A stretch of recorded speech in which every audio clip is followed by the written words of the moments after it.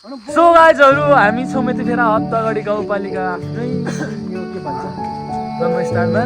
अनि आज चाहिँ शनिबार हो के हाम्रो यहाँ चाहिँ। अनि हाम्रो शनिबारको सानो मिठो मिनी भ्लग छ, कृपया हेरिदिनु होला सबैजनालाई है त। ल राजकुमार 10 भाइ भन्दा पहिले हेरेको मान्छे पनि हो है त्यो एक तरिका। राजकुमार 10 युट्युब, राजकुमार तामाङ टिकटकमा मलाई देख्छु। अहिलेलाई टिभी जाऊ, साकेला मनाऊ, इन्जोय गर। हरेक मान्छेले आफ्नो खुसीले जीवनमा पाउनुपर्छ, स्वतन्त्र भएर गलत गर्नु हुँदैन होइन। इन्जोय गर, रमाइलो गर। जहाँ रक्सी खाएर मात्र रमाइलो हुँदैन, बरु दिनभरि कफी खाऊ, चिया खाऊ होइन, चिप्स खाऊ, चटपटे खाऊ। Okay, have a good day. अबुई ओपर बाबा लागिरहेको छ यार, कसम से यार। हाई संसारको वफादार नि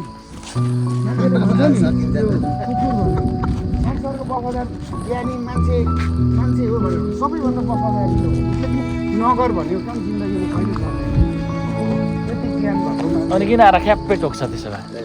ए बाबा कसैलाई जिस्काउनु हुँदैन क्या, तिमीलाई मान्छेलाई त गरम रिस उठेर प्लाक्कै हानेर लडाइदिन्छ पशु हो। मान्छेले कुरा बुझ्नु पऱ्यो क्या। संसारको मलाई चाहिँ लाग्छ नि सबैभन्दा वफादार कुकुर नै हो क्या। तपाईँको त गुरु पनि रहेछ त, गुरु पनि रहेछ त बाबा। जनावरहरूलाई हरेक कुराहरू क्या, हरेक जनावरहरूलाई सिकायो जुवा चाहिँ काँधमा लाएर चाहिँ भन्दाखेरि ठ्याक्क त्यहाँ गएर उभिने तपाईँको त गुरु पनि भएको त। हामी जस्तो पहिलो मान्छे कुराको गर्दाखेरि पनि के गर्छ अरे? खोलामा नाच्नु थाल्छ अरे, गुरु चाहिँ बारी खोलाबाट जस्तो अधिकांश यो पाहाडमा बस्ने किसानहरूले गोरुलाई एउटा भगवान मान्दा पनि हुन्छ। ल साँच्चीकै तपाईँ खत्रै त्यस्तो खत्रै राम्रो अब के अरे उयसको लागि हो भने ल यहाँ भैँसी रहेछ, ल तपाईँले यता भैँसीलाई हामीतिर हेर्ने मात्रै बनाउनु त ल। अलरेडी हेरिरहेको लु लु लु लु लु यता हेर्ने बनाउनु न। साँच्चीकै हेर त यार।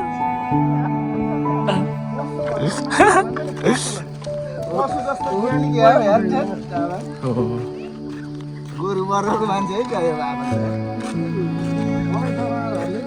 हजुर ठिक ठिक।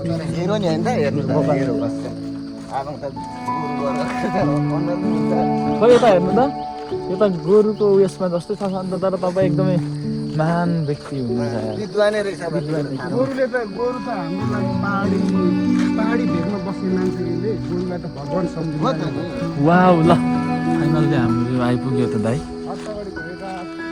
एकचोटि सर र पढेर सुनाइदिनु दाइ, सर र ल यतापट्टि हेरेर।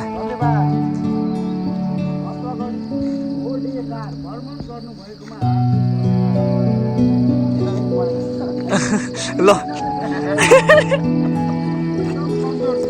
ल ल एकचोटि एक अरब कोसिस गरेर सफल हुने हो यार। इङ्ग्लिस चाहिँ म पढ्दिनँ, तर यसलाई नेपालीमा उल्टा गरेर चाहिँ भन्छु। ल प्लिज ल छिटो। प्रदेश सरकार ओके होस् पढ्दिनँ।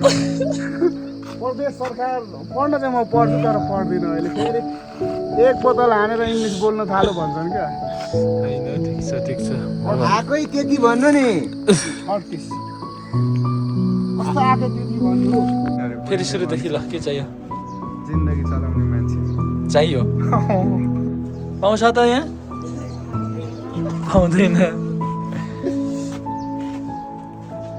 ठिक छ। सो गाइजहरु हामी चाहिँ समय देखेर हाम्रै आफ्नै गाउँपालिकाको शनिबारे हट्या दाइ मर्निङ शनिबार यसो घुम्दिउँ भनेर आफ्नो बजार। ल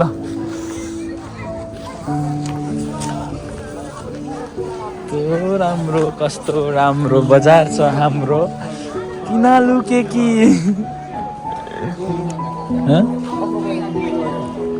खोइ त्यो अकबरे बिरुवा हो, घरमा लगेर रोप्छु फेरि। हाम्रो दिपक दाईको पसल होइन।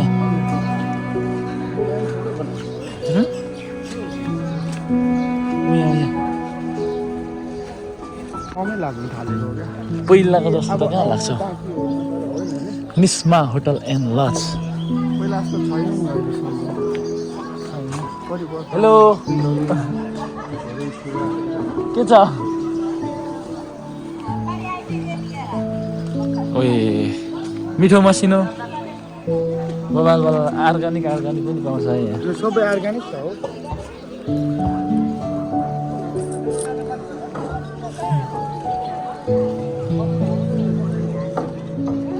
उहाँ माथि जाउँ मास्क लगाएकोतिर उहाँ मास्क लाउनेतिर जाउँ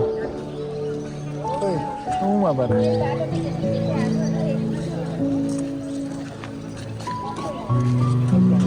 धनियाँ त भुइँमा झरेछ ल्याउनु न तपाईँ रेकर्ड गर्नु यसरी पक्रिनु न त्यहाँको तपाईँको यस्तो बोलीचाली पनि राम्रो छ यो यसरी पक्रेर हिँड्दा पनि हुन्छ यो चाहिँ हाम्रो भुइँमै राखेर हत्तगढी गाउँपालिकाको भोइटार बजार जसो शनिबार लाग्ने गर्छ समयहरू बदलिसँगै बजारहरू पनि बदलिँदै गयो मान्छेहरूले ठुला ठुला मलमा सपिङ गर्न थाले ठिक आफ्नो बजारको आफ्नो गाउँको अर्ग्यानिक कुराहरूलाई बिर्सिए यहाँ हाम्रो मनोज दोस्त हुनुहुन्छ जो वर्षौँदेखि धेरै वर्षदेखि भोइटारको पैसा लगेर खै कता घर बनाउँदैछन् यिनीबाट सिक्नुपर्छ हामीले केही कुरा उहाँबाट ठिक यहाँ चाहिँ हाम्रो सबै अर्ग्यानिक यस्तो तरिकाले दिदीले बोलाउनु हुँदैछ राजकुमार दिदी भनेर आउनु भएको रहेछ सबै कुरा अर्ग्यानिक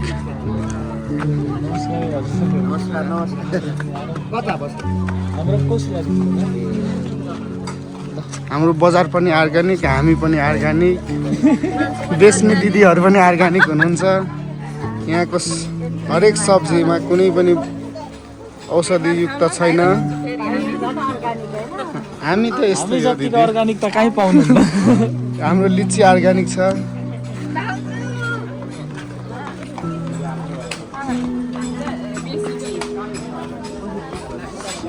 सो मान्छे भएपछि हरेक कुराहरू बदलिँदै गयो तर हाम्रो हत्तलीवासीको मन कहिले बदलेको छैन यहाँ हाम्रो दिदी हुनुहुन्छ मुस्कान साथीले बदब एकछिनमा लिन आउँछ ल दिदी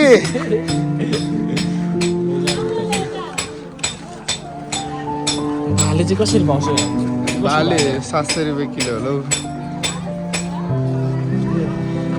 3 केजीको भाले लानुपर्ने छ साँच्चै साँच्चै त ल ट्याक्क लगाएर यति बेला छौँ हामी हाम्रै घुरेटार हत्तगढी गाउँपालिका घुरेटार यो के भन्छ बजार एरिया चाहिँ प्रवेश गर्ने प्रवेशद्वार यो गेटमा छौँ हामी विशेष मान्छेसँग छौँ उहाँलाई चाहिँ विद्वान एकदम केही 1-2वटा शब्दहरू भनिदिनुहोस् ताकि हत्तगढीको जनताहरूमा पनि एकदमै ऊर्जा होस् ल अरूले नि जानुहोस् न तपाईँले ज्ञानहरू हरेक कुराको सुरुवात आफैबाट गर्नुपर्छ होइन मान्छेले भन्छ त्यसले गर्छ गफै गफमा 12 भाइ माझीले चाहिँ डुङ्गै डुबाएको थियो अरे क्या तलै जान भन्दा भन्दै डुङ्गा गयो अरे लास्टमा डुङ्गै डुब्यो अरे त्यही भएर हरेक कुराको सुरुवात आफैबाट गरौँ त्यो 12 भाइ माझीले एउटा डुङ्गा लाँदाखेरि म लिएर जान्छु भनेको त्यो डुङ्गा डुब्दैन थियो नि तर उनीहरू गर्दा गयो डुङ्गे गएर बिचमा डुब्यो अरे त्यही भएर अब हाम्रो विद्वानको यो कुराबाट के ज्ञान सिक्नु हो तपाईँहरूले भनिदिनु पर्यो ट्याक्कै लाएर ल कमेन्ट गरिदिनु पर्यो है हरेक ज्ञानी मान्छेले सबै कुरा अरूलाई बाँड्ने गर्छ एउटा कुरो थाहा छ आफ्नो जे होस् बाँडेको कुरा चाहिँ आफूले कार्यान्वयन गरेको छैन भने अरूलाई होस् भन्ने मान्छे हो क्या ब्यानरमा लागु गरेको छैन अरूलाई बाँडेर अरूले गर्छ सबै पनि ब्यानरमा लागु गर्छ उनीहरूलाई एउटा कुरो हो, हरेक मान्छेले आफ्नो ज्ञानी विज्ञान भनेको छैन अरूलाई बाँड्नु पर्छ नसक्ने कुरा चाहिँ नबोल्नु भनेर भनेको छैन इम्पोसिबल त नथिङ दुनियाँमा केही छैन केही छ अनसक्सेसफुल इङ्ग्लिस पनि बोल्नु हुँदैन भन्ने कुरो थाहा छैन नेपालीमा नेपालीमा ट्रान्सलेट गर्नुपर्छ असम्भव भन्ने कुरा दुनियाँमा केही पनि छैन सम्भवै छ नि होइन छ कि छैन भन त आफूले गर्नु नसक्ने आफूले व्यापारमा उतार्नु नसक्ने कुरा चाहिँ नबोल्नु भनेको छ प्रयास जारी राख्नुपर्छ